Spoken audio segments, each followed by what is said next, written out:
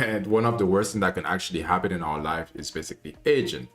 Because at the end of the day, we would like to be forever young and we wouldn't want to basically step outside of this world. But the fact of the matter is, this is something that is happening to us, whether we like it or not, whether we are paying attention to it or not.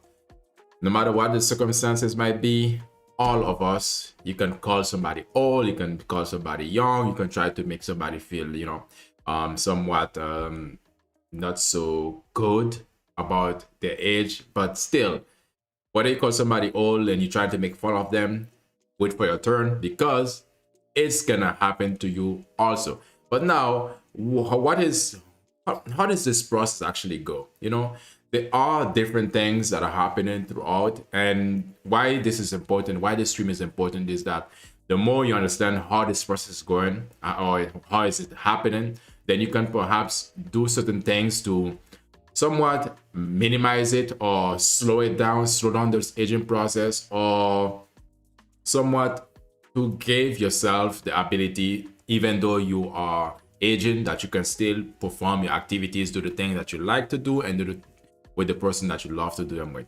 So now we're gonna look at this professor who's gonna talk about how the body basically ages, all from head to toe. But there is one body part that doesn't age from the very beginning till the end. It just doesn't age. If you can guess it right now, you can put it in the description or put it in the chat, or put it in the comment section. I'll bring it up later. But let me know if you know what it is. So Our organs were not built to go into our 70s or 80s. By the time we're in our 40s to 50s, we run into problems. Going from head to toe, I'd like to talk about how organs and body parts age and what we can do about it. Over the years, our cells, our organs suffer from gradual wear and tear. We age, but we're not defenseless. Let's start with our brain. As we age, our brain atrophies. And it's not problematic unless things pop up that become. So as we age, our brain shrinks, basically, gets smaller. Problematic. Speech disorders. You've all heard of Alzheimer's. Many of the causes of these are not particularly clear. Our brain starts to lose about 5% of its volume per decade, probably somewhere in the 30s. It decreases. Okay. A lot of the things that he's saying, we have to basically make a disclaimer, and he's also making the disclaimer, meaning that it's not 100%, the science is not 100%. It's a hunch. It's not 100% definite what he's saying, because only God knows truly. But these are, as human beings, we try to make sense out of different things to make us feel comfortable, more in control, and also to have something to talk about. You want to feel self-important, right? But this is not the point though. But the point is what we can do, so we can learn what is happening in your body. Then you can know what you can do about it, because a lot of people don't really try to get to know what's really happening to their body. And this is like our most important resource. Seriously, we get only one body, one life. Shouldn't you want to know as much as you can, about your body, and just to know, okay, basically, how can you prolong it? Whether you like living. If you don't like it, then I'm sorry for you. It's yeah, I would like to know why, because yeah. So now let's get back to it. Increases because of loss of number of cells, degeneration of the massive tracts and fibers. Certain things can lead to brain atrophy. One of them is vascular problems. As we age, make sure we are on top of and checking our vascular systems. Our ears. You probably think you have 2 of them. In actuality, we have 6 ears. 3 on one side, 3 on the others. Outer, middle, and the inner ear. Okay. We have 6 ears. For those of you who didn't know, we have 6 ears. We age in all of them. In our outer ear, our cartilages. And one of the things that is also the case, our ears never stop growing. from the moment we are born. So this is why you can see that his ears are big and our ears are definitely big also. It's basically keep getting bigger. Thank God that for me. And our tissues start to droop. It didn't evolve for hanging Christmas tree ornaments. By the time you're well into your years, you'll be able to wipe your chin with it. The middle ear has tiny little bones. Whenever you have bones, they come together at joints. And you know what joints can get? Can you say arthritis? Presbycusis, or age-related hearing loss, can be due to arthritis between your little ear bones. We get to our inner ear, we have specialized hair cells, and they send signals to our vestibulocochlear nerve. That's how we hear, that's how we sense balance. As we age, hearing loss can be due to death of the hair cells, what we call sensory neural hearing loss. We start to lose high-frequency sounds probably around 30 plus. We do retain most of our low-frequency sounds. What'd you say? I can't hear you. Eyes.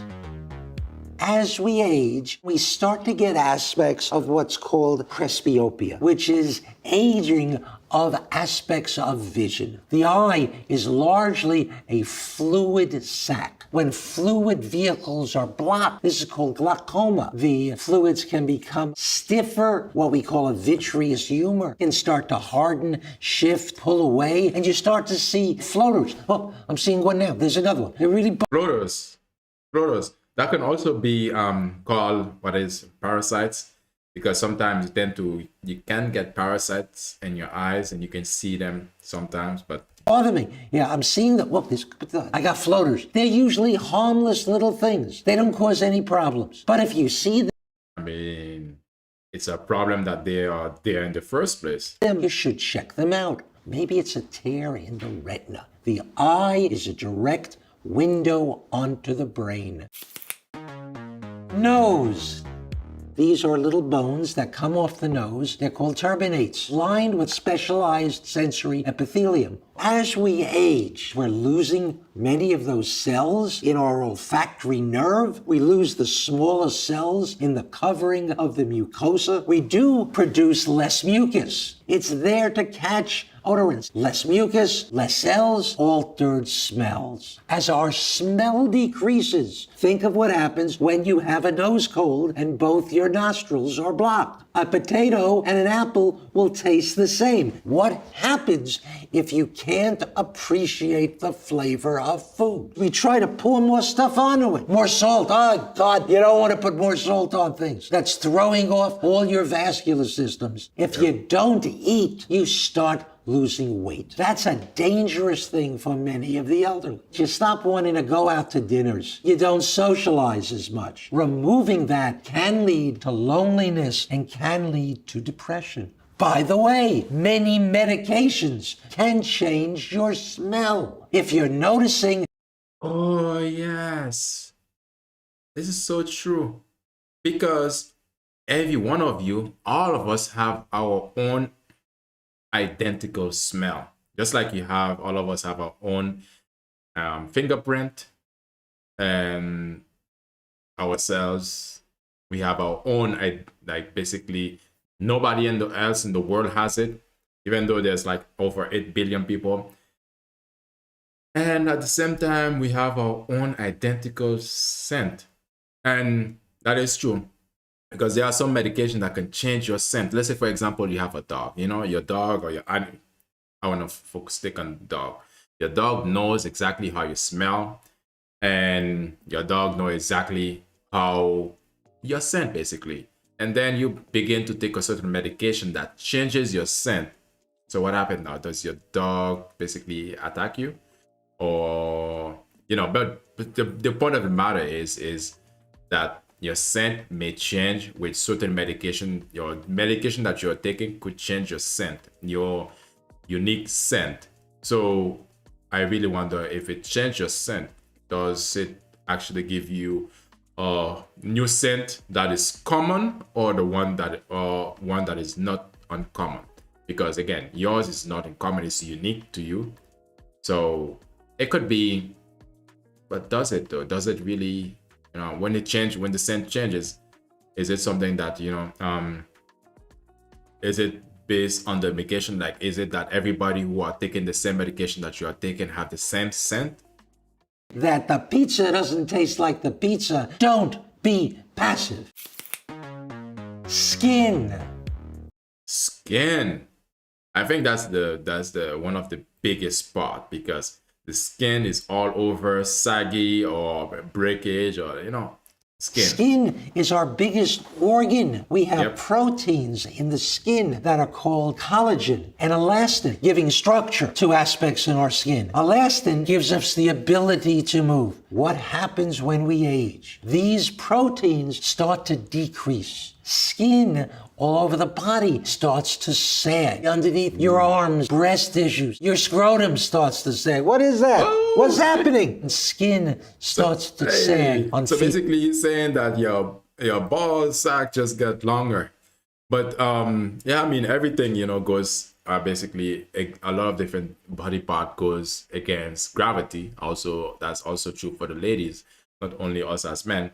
But the thing is, I mean, when it comes to skin, there are some part of the skin that you can definitely make a change or slow down your aging. One thing is for sure. Let's say we're looking at this lady right now. Hello, ma'am. Basically with her is a lot of the time the lines, you know, it's yeah, be due to stress.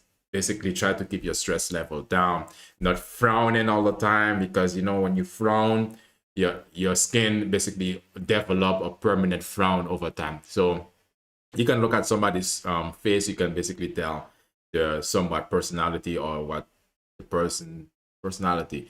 But one thing is for sure, that one key remedy, one method that you could use to keep your face looking smooth is comedy. Smile all the time, because when you smile, when you laugh, when when you're having a good time, it helps to relax the facial muscle, and you wouldn't develop you would be less likely to develop unuseful wrinkles, and yeah, primarily you can develop the smile lines here, but that's smiling over time. But the fact of the matter is to keep your face looking not wrinkly is to smile, because now you can see, and to keep your body weight also to somewhat low. And another thing, for when it comes to skin, if you want to get your skin tight, definitely want to lose weight or basically lift, because when you lift weight, then your skin get tighter. But also, what you could do also is to consume collagen. Collagen is one of the building block of the skin, basically to help this, like he was explaining. Collagen is something that you could use to help giving your skin the nutrients that it needs. That's what it basically, helps. Features of our face. We get a downturning. We get the sad face. This is giving signals to our other primates that say, whoa. Pain. You can see the pain in his face. It's not only in his eyes, but in his entire face. So that's why a lot of the time, whenever you notice that you are frowning, or just really, you need to practice basically, just relaxing your face ideally. That's how you do it. Keep your face relaxed, because a lot of the time you can be frowning and you don't really pay attention to it, or you don't really notice. And then when you do notice, you relax your face. You relax your face. Distance, unhappy, angry, sad, bad. They are negative clues. If I knew stuff when I was 25, I wouldn't have sat there and baked in the sun for hours. Now we know. Moisturize. Use blockers. Hair.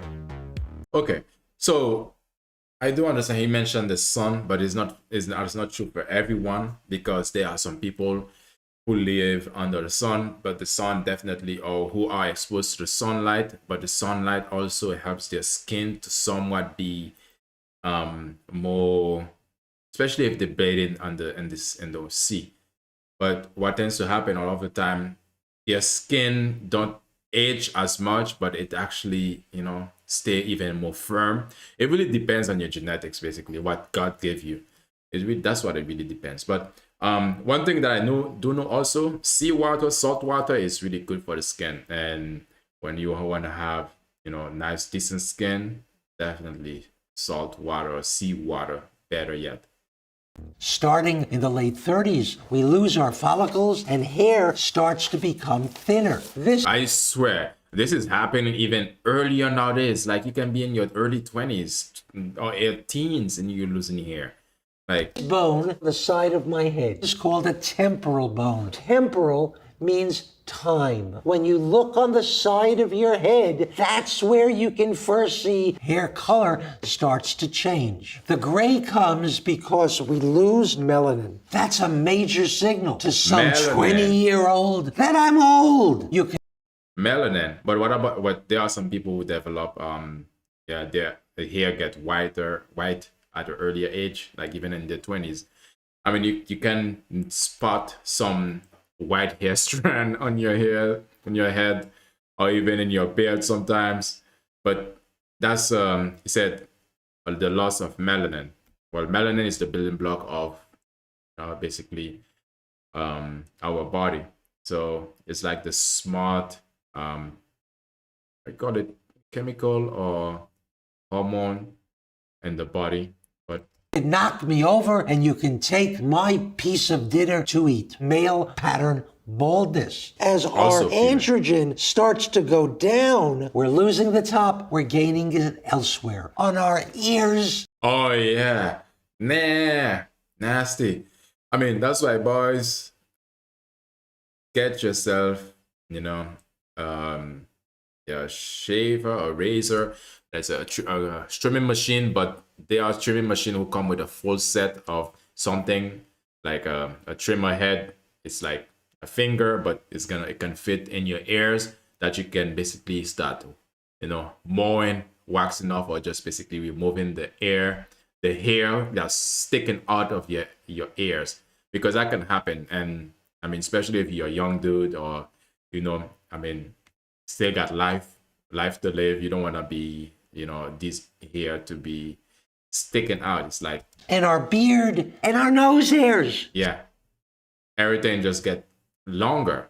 I mean, the body is just, sometimes I would say, unfair to us.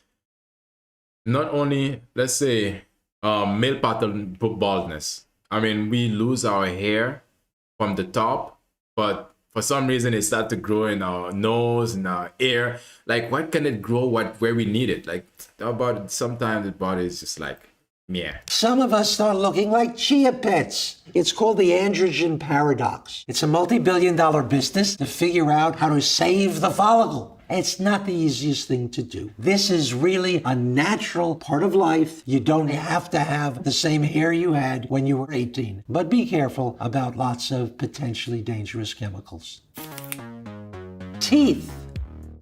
So it's in our oral cavity, our tongue, and also lots of glands. These glands are producing things that kill bad bacteria. As we age, submandibular, sublingual glands, parotid glands start to decrease their secretions. When bacteria is allowed to spread, it starts to affect the gums. They start to recede. We lose the enamel of teeth. What happens when teeth are removed? The bone disappears. If you have problems with your upper dentition, you can get a sinus infection. Don't disregard your teeth.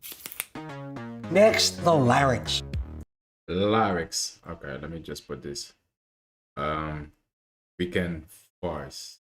The joints of the larynx can age. The muscles become thinner. The vocal folds start to shrink and the mucus coverings start to desiccate. We can have arthritis in some of them. Vocal folds, when they're closed together, they create an ability to stabilize our diaphragm. When you're constipated, what you do is close your vocal folds. They enable you to use the muscles of your abdominal wall to help nature do its duty. If these age and the muscles weaken, we get problems lifting heavy objects, and we start to have problems with phonation and voice. This is known as presbyphonia. You can hear somebody and you can gauge whether they're elderly just by the sounds coming from their voice.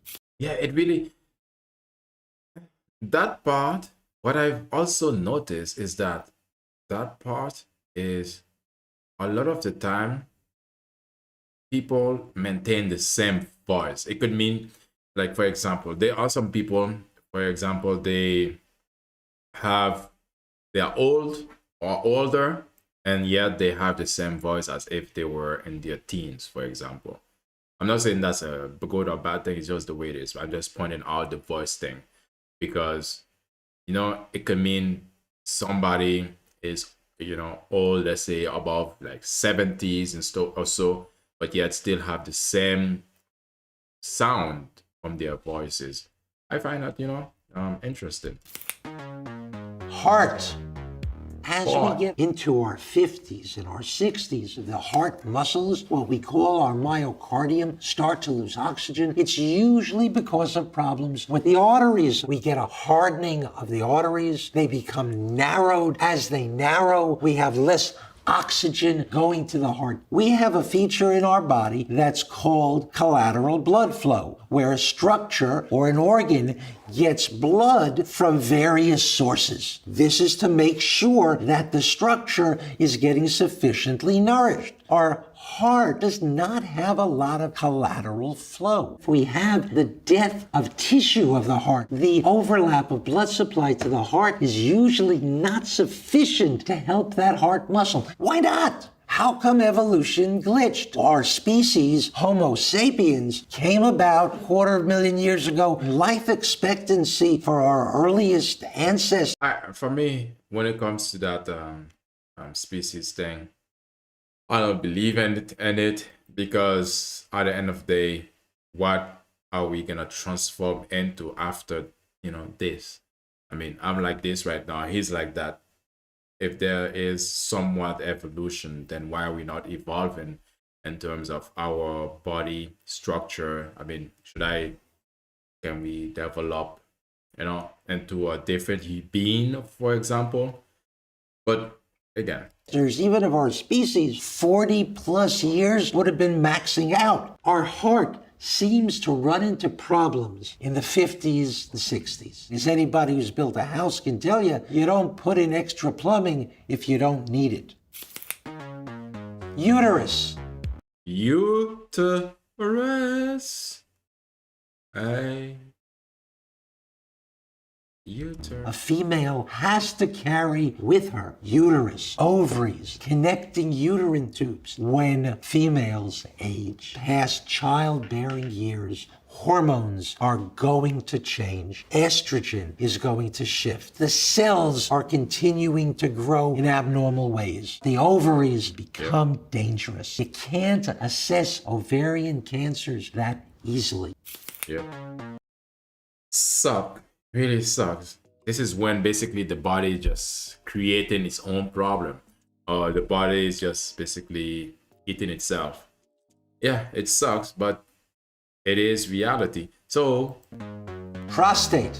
The prostate is extremely important early on in giving help and fluid to sperm. As you get older, now it blossoms. And as it grows, the urethra that goes through it becomes blocked. This starts to happen well into the 30s, into the 40s. Those of us that are older, we know what it is to get up 3-4 times a night to pee. That's because this prostate is not allowing urine to have a healthy flow. So basically, imagine a tunnel. Okay, so the prostate, the way it's set up, imagine a tunnel, yeah? And tunnel, basically, you go through it, yeah, maybe 2-lane tunnel, one going, one coming, yeah, one like this. A tunnel, but when it comes to that tunnel, it's basically an exit. When it comes, it's just one way. I'm referring to the prostate. And what tends to happen is over time, the prostate gets larger. So if this is the route, you see the amount of space you have between the tunnel. So when it gets larger, what tends to happen, the tunnel gets smaller. So in here, you can see the tunnel here, prostates here. And as the prostates become larger or become stiff, rigid, supposed to be somewhat like a, soft like maybe not like marshmallow, but imagine marshmallow or something that is soft, as you know. But it gets over time, it gets harder. It gets hard. So just like if you like fries, for example, fries when you get it when it's fresh, it's it's not that hard. It's just right for for the teeth. But if you leave it get cold, it just get hot. But so what tends to happen is what he's explaining is that as the the prostate get inflamed or become keep growing in size, the space where we pee basically is restricted. So that's why you can go to the toilet and you can think, oh, I just let it all out. But you didn't let it all out. That's why you have to probably go pee again. So, and one key sign that you could know if your prostate basically is declining, the quality of your prostate or the health of your prostate, if it's declining, is when you go to pee, you have to go to pee frequently. And that could mean, or that can also mean a sign, that could also be a sign that you have diabetes, can also be a sign. But also if you're not diabetic, then it could mean that your prostate health is deteriorating. And another way also you can identify that is after you pee, you finish doing your thing, and you finish, you wash off, and you go about doing your business, and then you feel drips. Basically, your pipe is still dripping. You stop, but it's still dripping. So that's how you tell that your prostate is basically going. There are some herbs that you can take. I don't think he's gonna mention this, but there are some herbs or some things that you could do. Basically, you don't want to eat how you call it, too much salt. You don't want to have that. You don't want to be eating too much vinegar, because it tends to dry the sexual organs. That goes both for men and women. One, like, it's like, if it's good for the geese, it's good for the gander, or one size fit all type of thing. But so vinegar, should stay away from it. And of course, the regular alcohol, and because and but there's a lot of different herbs. I think maybe in the future I'll make, if you guys let me know if something that you'd like to know, I'll make some videos about what certain herbs you can use for the sexual organs.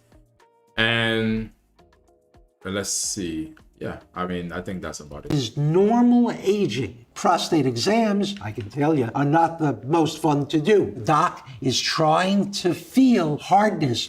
Oh no, he have the finger up. Shish, man. During my prostate, if I when I get older and I have to do this thing, I just want to use the machine, bro. I don't want to sell nothing to go in my, I'll do my best to keep this, my exit hall strictly an exit, nothing to enter, unless it's a cleanse, because enema, basically there's a cleansing process that cleanse the colon. Let me see. I'm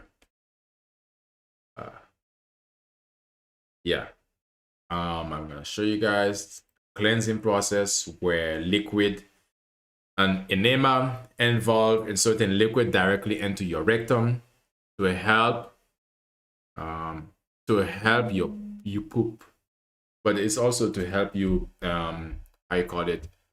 cleanse your organ, or cleanse your colon, your that's gonna help. Most people use them to relieve constipation, because if you have let's say constipation, that is, you haven't taken a shit for such a long period of time, over a week, you definitely have constipation. Over 2 days minimum, you have constipation. And hasn't improved with other treatment in colon, and as colon cleanse prepare for colonoscopy. You can buy in a kit, but you can also go at they have certain places that you could go to get like the professional one. It's like a cleansing process, but through putting inserting something in your butt. Yeah, fellas. I mean, the ladies have to insert certain things maybe in their butt too, but most likely in their and their what is the correct term? In their in their V. And what was I gonna say about this again? So enema is like basically a process of cleansing the colon or the rectum. Um, it helps to relieve constipation, but also a lot of the time you can use it as a cleansing process, because it is also said that um, one of the ways that you can help one of the ways that can help you to live longer life and be less sick or less ill is by having a clean colon. Meaning a lot of the time, a lot of you can imagine your colon is where all the waste, everything that you consume, a lot of it tends to go, basically is your exit plan or your exit area from your body. So everything, all the waste tend to go there. So if it's not been coming out, then it can build up extra bacteria that can automatically make you ill. So once you keep it clean, and free of waste, then you lower your chances of developing certain illnesses.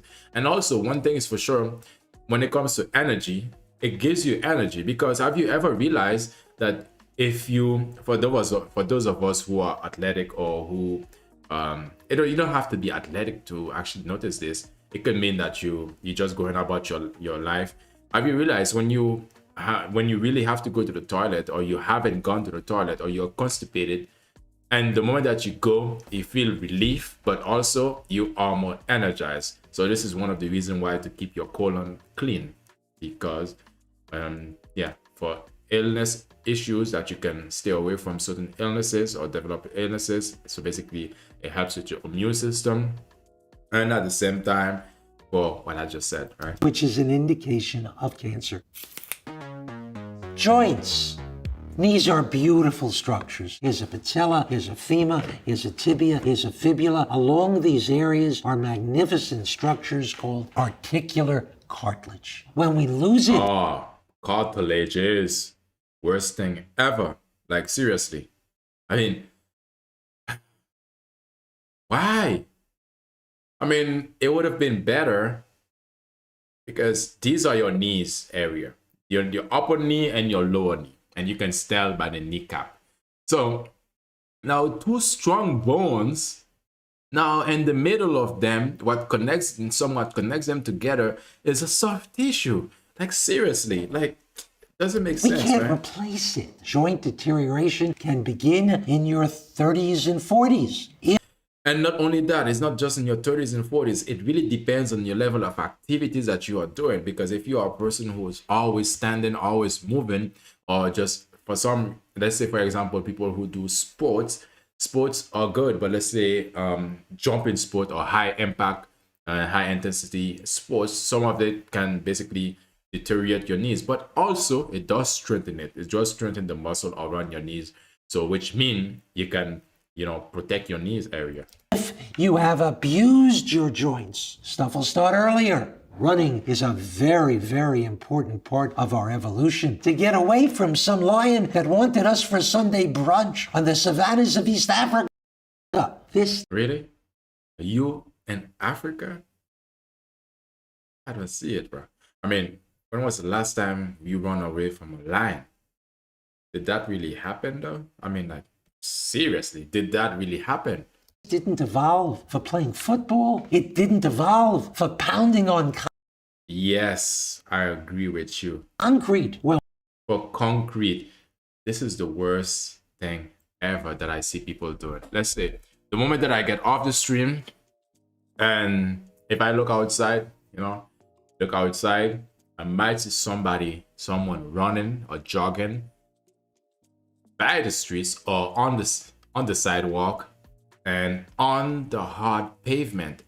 No matter if you have comfortable shoes, you shouldn't be running on pavements, because it puts too much impact on your knees and also on your ankle area, and your hip.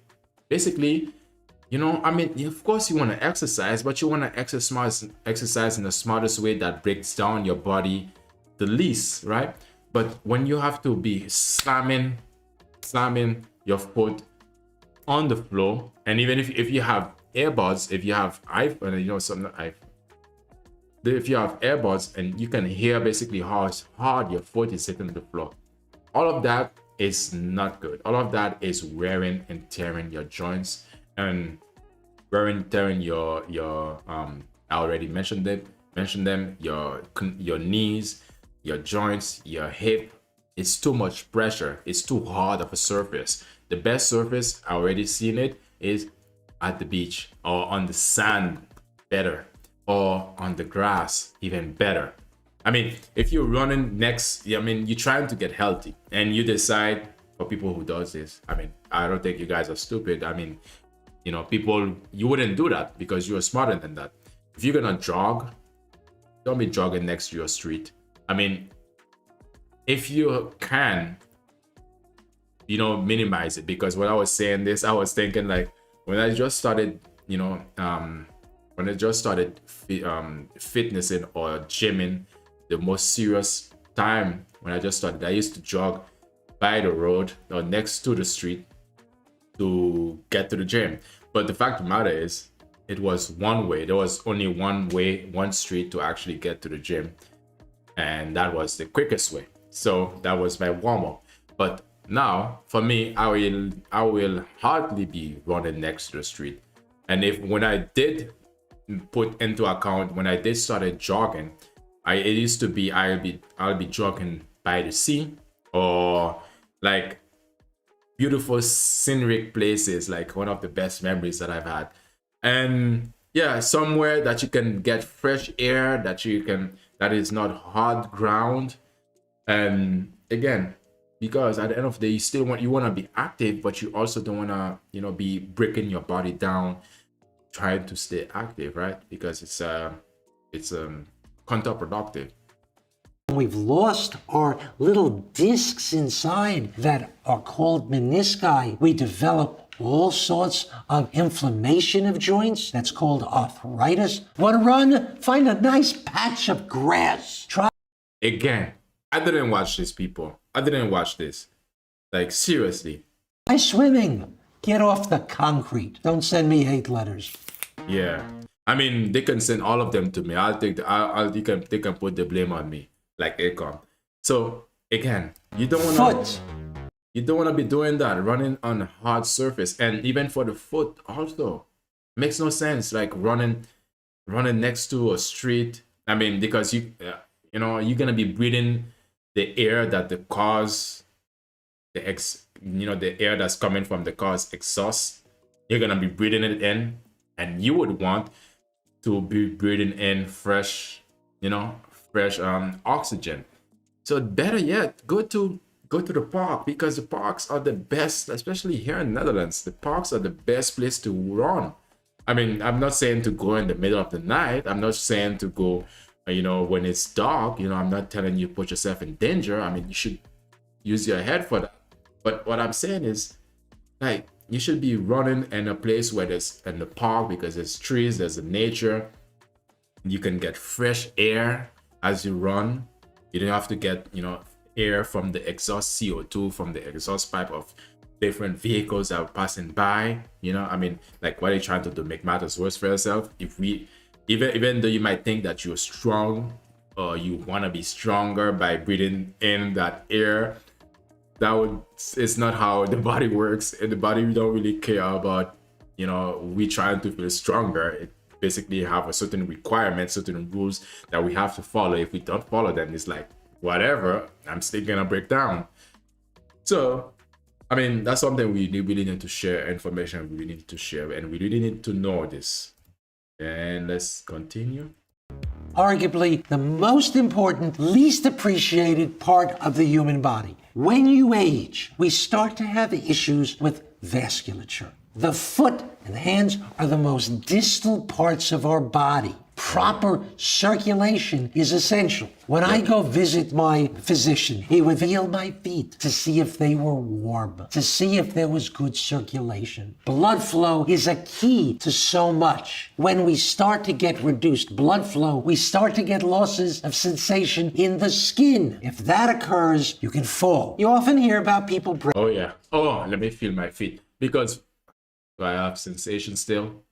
Yeah, I still do. But one of the other things too is that what he mentioned is that when it comes to the feet, the foot, is that once you are, it happens to taller guys. Like for us, tall guys, when we are above 6 feet, 180, I would say 180 centimeters. What tends to happen when our heart, for example, is here, yeah, in our chest area, and it has to pump. I mean, the arms. Basically, your leg to get to from your heart to your legs to your feet is a long distance for your blood to travel. So, or for your heart to pump the blood right there. It's a long distance. What tends to happen? If you notice that your feet, you have cold feet, that can be a sign of poor circulation. And what tends to happen is you have poor circulation, and the taller you are, the more likely you are to have poor circulation in your feet area. And what can you do about that? I mean, wear warm socks, because that's one of the things that old people do also. I mean, have you ever seen an old man with these socks that are like compression socks? That's for not just the only circulation, because if that body part, any body part in your body that is not getting blood, is gonna atrophy, it's gonna rot, and it's gonna basically die. So when it comes to the feet, and if you're not getting enough circulation, or it's not the circulation is not ideal in your feet area, this the majority of the thing that's gonna happen to long people in terms of height. And what tends to happen is that, and what you can do about it to keep your feet warm, and basically try to constantly be stimulating your feet, your fingers, your toes. I mean, stimulate your toes for the circulation, and it's something that, yeah, breaking their hip because they lose sensation often on the bottom of the foot. By the way, for some of you that have worn high-heeled shoes for years, are you crazy? Because the end product is going to be pinched toes, decreased blood supply, damaged nerves. Remember your feet. These are key puppies if we're to remain healthy and alive. Things change. We have to deal with that. I still have problems realizing the Dodgers left Brooklyn. They're not coming back. I'm expensive. But why do the species keep us around? It's called wisdom. And I'll trade in my knee for the hug of one of my granddaughters any day. Yes. Although, yeah, the knees. Yeah, I mean, the one of the thing is that you have to try to think as you move through life. You have to try to think, okay, what's the best way that you can move gracefully in a manner that's like protecting your body. Because again, we cannot stop aging. What we can do, we can do certain strategies or certain things that can help us to get the best of it, or to push it in the future as much as possible, or basically to to not suffer from some issues. If you got a question, you can always add it to let it be known in the comment section. And this was really interesting. And also, I wanted to reveal which body part that does not age, regardless, from the moment that we are born till the moment that we are no longer here on earth. It stays the same. Are you looking at me? Can you guess what it is? I mean, I just gave you a clue. And drum roll. That body part is the lens. It's basically in your eyes. Unlike most other tissues or organ in the body, the lens maintains a remarkable degree of stability and size and shape throughout life.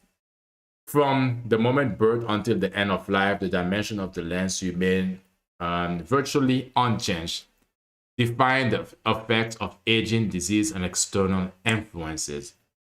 So that's one of the body part that doesn't age at all, regardless of how old you are. And yeah, it just basically doesn't change. So I knew this, but I wanted to, basically people tend to believe what Google said the most, so that's why I wanted to show it. But let's do this. The lens. The lens, where is that located? I mean, you can see just like contact lens. So just to give you an idea, the lens is here. Let's look here again. The lens is here. It basically is the only body part or organ, I would say body part, that we have that basically does not change from the moment that we are born until the moment we are away. So I think that's interesting to know. The reason why, I don't know yet, but you know what would be good? Imagine if we could, as researchers, if we could get the genetic makeup or basically study the lens to understand what is it that really, why is it that it's not broken down? Why is it that it doesn't change no matter with time, it stays the same? I think that could be a profound understanding to research at, so we can know perhaps there is something that we could do to basically make other body part function the same, basically, that they don't break down. So in terms of stem cell, so I want to do a stream about stem cell. Basically, it's like the same thing I just said. Getting cells into a place in the body that is deteriorating. It could be that some people, stem cell, a lot of the time people tend to put them in joints or inject them in joints, because joints tend to be a place where, again, over time, the two bones come together, but in between them, there's like a softer tissue or a different form of body tissue, but it's not bone. It's like between bone, muscle, and skin. One of the good thing, again, I already said collagen. Collagen is a good, should I say this?